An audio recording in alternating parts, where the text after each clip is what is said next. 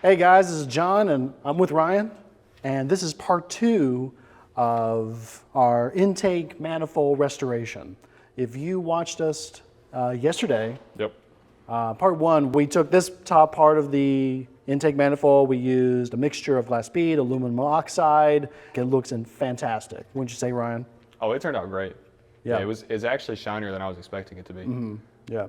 So today we're going to take this intake and we're going to put it into the VH800 fully loaded, which has glass bead, and we're just basically going to polish and clean it up. Yep.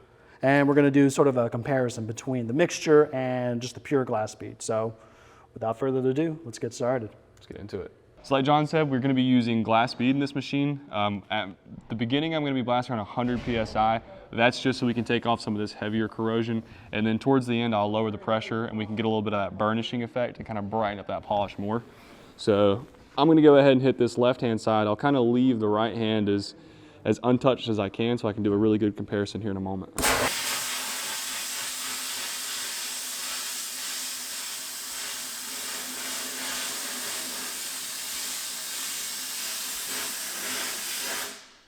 I hope that's showing up well on camera.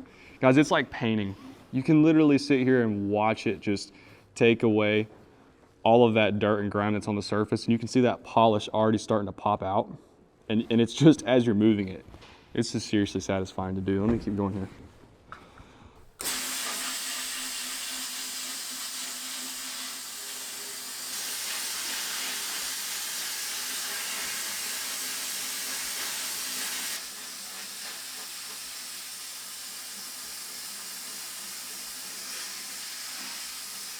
Look at that.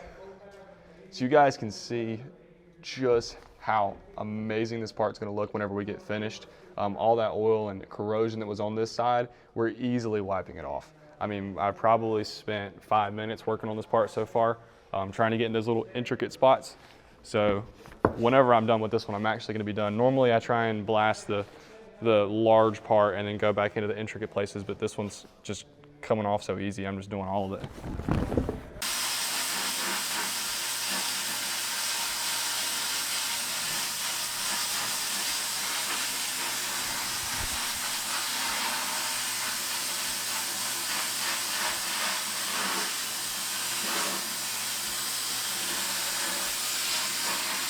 Okay, one quick tidbit, especially whenever you're blasting with cast aluminum, make sure that you're not holding the blast gun too close to the part. That can leave hot spotting. It looks different whenever you take a step back from the part. It's a different sheen, I guess you could say, on the surface. So when you're blasting cast aluminum, make sure you keep your blast gun back and make sure you also keep it moving. Again, that way you don't hot spot.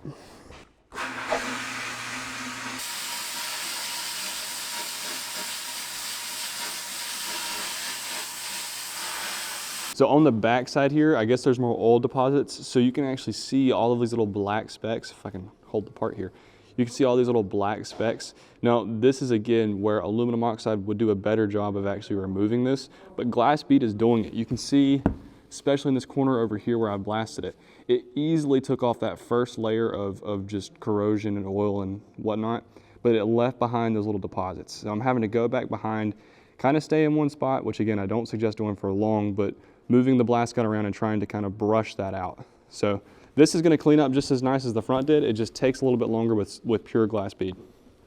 All right, I think if I did not know which one was which, I would have a very hard time telling you which one was straight glass bead. You know what? I agree. This is like, it's really hard to tell which one is which, but I think from the lights, I could definitely tell that this is glass bead just by the sheer, polish and shiny. Like I wish I had sunglasses. Oh yeah. Because it's just so bright. So right. How long did it take you? This one probably took about 12 minutes. Yeah. This probably took 12 minutes. How long do you think it took you to do this? I would say this took me, about 5. 5, so I would say about 5. There's your cleaning difference. So even though this is a larger part, you are gonna get faster results whenever you put in a little bit of aluminum oxide. As you can tell, it really did not change the finish that much, which is, again, really surprising. I think it's just due to the glass bead. Right, really. Yeah. But you guys can see this part turned out flawless. Both of them did. Yeah. And this just tells you what results and also the value that vapor honing in our machines can give you. You know, this was in a base and this one was in a fully loaded. It doesn't really matter what kind of machine. It could be the VH1000. You can still get the exact same results. Yeah, whether you get a micro or an HD, you're going to get the same results. Yeah, yeah.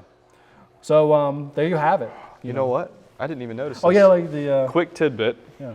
So this is a rubber cap that's going over this barb right here. So we always say that vapor honing doesn't damage rubber. It also doesn't damage sealing surfaces. So your actual portion that hooks to your vehicle there, you're not gonna have to worry about your sealing surfaces, but that rubber was not damaged inside of our cabinet. Yeah. This was blasted just like the rest of it. And again, that was with the aluminum oxide. And that's due to the cushioning effect of the water. So as the abrasive is hitting your part, there's water underneath it. It's not like sandblasting, as you know. Sandblasting is very aggressive because it literally just uses the impact force of the abrasive to strip away the particles that are on your part.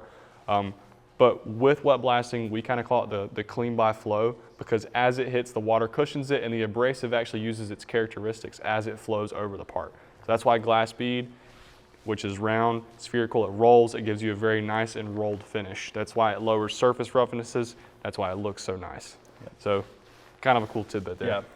And you guys, if you have any questions about this process, the machines, you can call us at 828-202-5563. We also have a website, www.vaporhoningtechnologies.com.